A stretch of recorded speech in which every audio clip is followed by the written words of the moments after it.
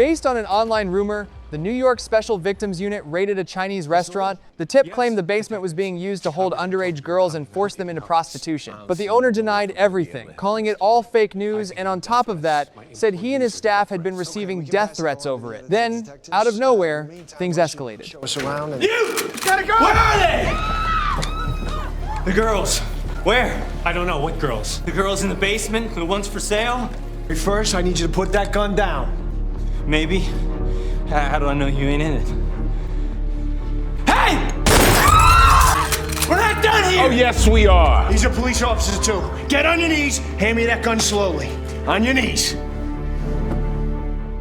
Fortunately, the armed man was tackled and subdued by 2 officers on the spot. But even in cuffs, he kept screaming for them to search the basement. He claimed the restaurant's blueprints had been posted online showing exactly where it was. The owner was furious, insisting there was no basement and threw open the door right then and there to prove it. It was just a storage room. This is your teenage sex slave? Check the back wall. It opens. Sounds pretty solid. Get him out of here. To stop more people from falling for the rumor and showing up to cause trouble, Amanda traced it back to a website called Endless Truth, where thousands of comments had already piled up spreading the story. She and Tutuola paid a visit to the site's creator, a man named Ronald. What they found was almost laughable. Just one guy and one computer. A stark reminder of how dirt cheap it is to spread lies in the internet age. Even so, Ronald was dead, convinced the restaurant was doing something illegal. His big piece of evidence? A hacked email from Congressman Luke, which included a dinner order from the restaurant that he found suspicious. Amanda and Tutuola braced themselves for some explosive bombshell, but the email was just an order for a new menu item at 4 p.m., Chinese broccoli. Ronald argued that nobody eats dinner at 4 p.m., and twisted the abbreviation for broccoli into a slur for young girls. He also pulled up photos of adult men with underage girls taken at the restaurant, convinced it proved some kind of dirty dealings. And if that wasn't absurd enough, he even claimed the restaurant's dragon logo was secretly shaped like a heart, which, he said, is a symbol for children on the dark web. At that point, Tutuola and Amanda had heard enough. They called him out for profiting off baseless rumors, demanding to know how much he'd made from the clicks. Ronald hid behind free speech, insisting he had every right to publish what he'd investigated. His last card?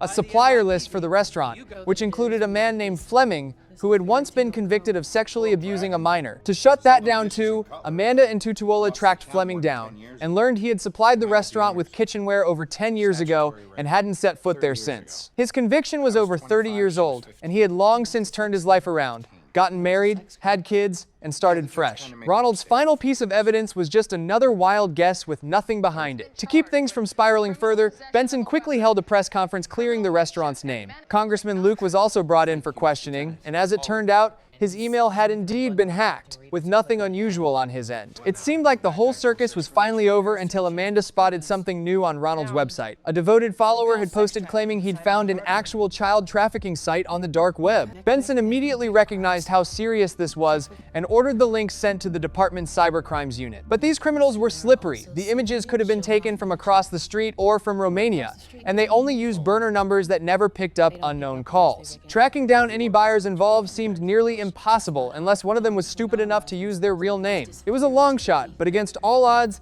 investigators managed to trace an identifiable IP address, and it belonged to none other than Congressman Luke. West 88th Street, the name is Bolton. Congressman Luke Bolton? That's the guy. Looks like he sent in an order for a little girl. Stunned, detectives confronted him immediately and his computer hard drive was loaded with images of children. Luke couldn't believe what he was seeing, insisting someone had planted a virus on his computer just like before, claiming powerful enemies had been trying to destroy him for years. Back at the precinct, Amanda pulled Luke's full schedule and found that every time those images were downloaded, he wasn't even in New York. On top of that, his IP was the only one that hadn't been masked, a clear sign he'd been framed again. But the more urgent issue was that the girls in those photos were real, which meant a large-scale operation was out there, forcing them into prostitution. Finding them had to come first. Benson figured whoever framed Luke must have had inside access to a real trafficking network since the restaurant setup had failed. They'd used an actual criminal operation to go after him. That meant finding this person could lead them straight to the girls. But tracking down a ghost of a hacker was easier said than done. Then, Benson connected the dots back to Ronald. Whoever sent him Luke's hacked email had to be the same person behind the frame-up. When they pressed Ronald again, he claimed the email had been sent anonymously. This man who preached about finding the truth had been quietly raking in dirty money from spreading lies all along. Good thing the police had come prepared with a search warrant. Techs dug through Ronald's hard drive and confirmed that someone had been feeding his site information from the shadows, including Luke's hacked emails and the photos of the underage girls. Even better news, this hacker had already been on the department's radar for months and had just been arrested the day before. Benson and Amanda wasted no time and went straight in for the interrogation. The hacker revealed that someone had hired him through the dark web to break into Luke's email and frame him repeatedly, but the client had covered their tracks so well that even he couldn't trace them. Without a name, Benson had to refocus on the girls. As it turned out, the hacker had actually stumbled onto the trafficking site through Ronald's own website, where countless posts accused Fleming of past offenses and, out of curiosity, hacked into his computer. That's where he found a site organizing the prostitution of underage girls. This guy, he's a real pervert, not me. Based on the hacker's testimony, detectives went back to Fleming. He still refused to talk, but this time they had a warrant and took him and his laptop straight to the precinct. Within seconds, they pulled up a long history of him browsing the trafficking site. And he wasn't just window shopping within the past month alone, he had messaged a pimp twice and purchased access to 2 underage girls. I can't help myself. Sure you can. You're just not trying hard enough. Wife, this will destroy her. It's a little late to think about that. I can't go back to jail. My business, my children. Well, we can put a good word in for you to the district attorney, but you'd have to do something for us. Faced with the evidence, Fleming cooperated in exchange for a reduced sentence and called the pimp to place another order. But while the pimp was walking the girl to the door, Fleming was overwhelmed with guilt and, under the pretense of grabbing a drink, pulled a gun from the cabinet and tried to end his own life. The sudden commotion alarmed the pimp outside, who floored it and tried to flee with the girl. After a tense, high-speed chase, officers managed to cut him off at an intersection. Hands on the roof! Hands on the roof! It's okay, honey. It's okay. You're okay now. Come with me, okay?